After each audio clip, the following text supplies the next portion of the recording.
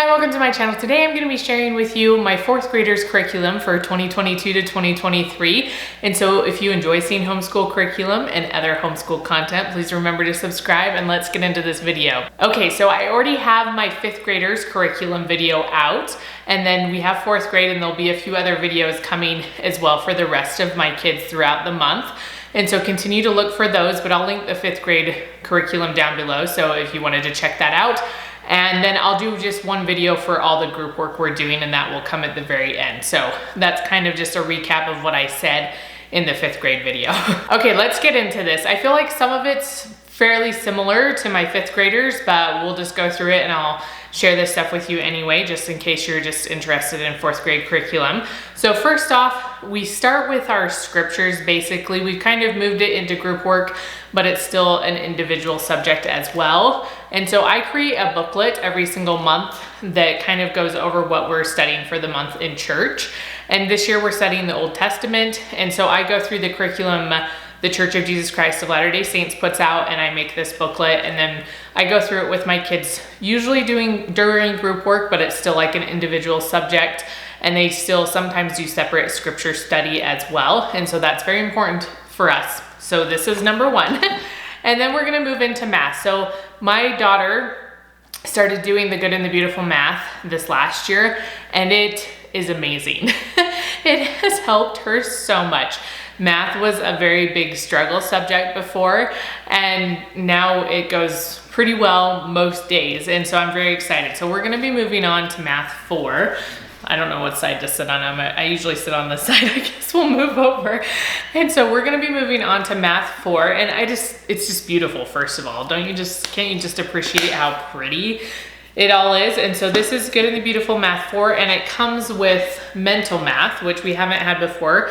The other math, we've tried math 2, and I have math 1. We haven't used math 1 yet, but they all come with like a manipulatives kind of box. This one did not, but it came with mental math right here. So I guess, we'll be practicing a lot of mental math stuff throughout the year.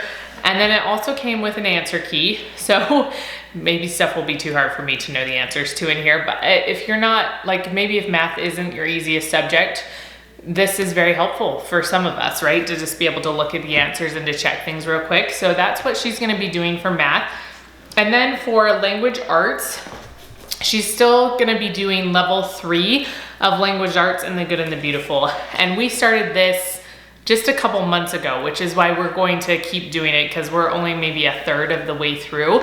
But it's been going pretty well. If you've looked at my last curriculum videos from past years, I've separated all the subjects. We had its own thing for grammar, for vocab, for spelling, and for reading. And that worked to some extent, but it was also just kind of chaotic, and some things just didn't make sense together. And I was like, did we ever learn this or did we not? It was just kind of hard, at least personally for me, to do all the subjects like that. And so we decided to try the Good and the Beautiful language arts out. And I know it's not for everybody, but we've really enjoyed it. So we started with level 3, and my third and fourth grader do this right now. So my fourth and fifth grader next year will continue to do level 3 until we're done.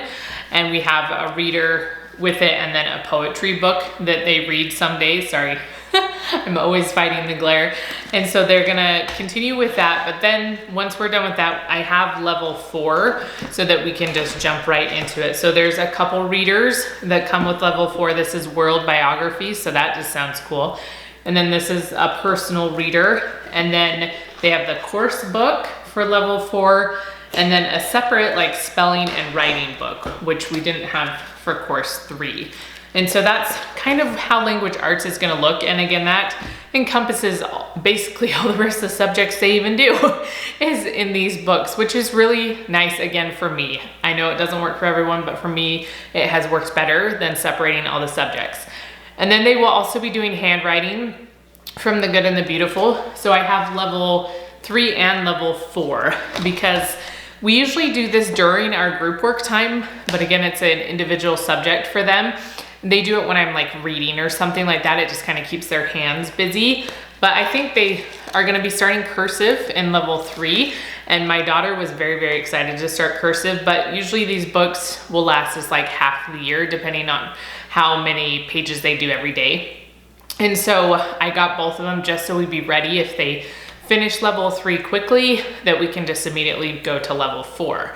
And then the last thing that we're gonna be trying out, I haven't done this before, is Fix It Grammar. This is by IEW. Somebody on here recommended it, I'm pretty sure. And it has a teacher's manual, which I need help with because grammar is not a strong subject of mine. It's a struggle bus for sure. But my husband is very, very good at grammar. So he's around to help. And then here's the workbook, and it's actually fairly simple. So both my 4th and 5th grader will be using this. So I'll just make copies of the pages so that they can do them, and then I can use them again for my next child. But it gives you like a sentence, and it says read it, which is 1 vocabulary, and then mark it. So it has like mark the article, the noun, pronouns, and it tells you how many there are. And then fix it, like 1 capital, 1 end mark, like the punctuation at the end of the sentence. And so I just thought this would be a good way to get them a little bit more used to grammar and to writing sentences. It's not something we've been doing very strongly. And as my kids are getting older, I'm just like, okay, maybe we should focus on this a little bit more. It's something I don't love to do, which is why I haven't been focusing on it.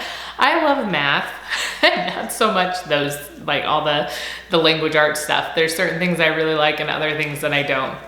And then the last thing that they're gonna be doing, I don't like have a picture for it or anything, but is the Spanish. So they'll continue to do Spanish. We've been doing the Homeschool Spanish Academy, which we've really loved.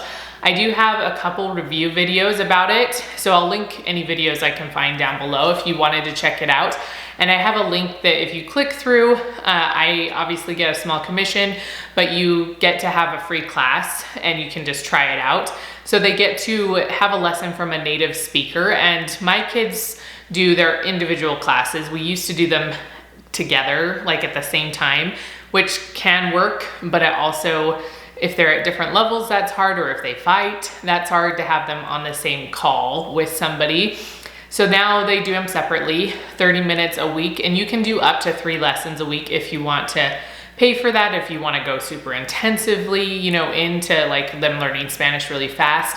But then the classes get longer as they get older. So as they get like junior high and high school, this would also be great for. And I just love that they get to interact with a native speaker.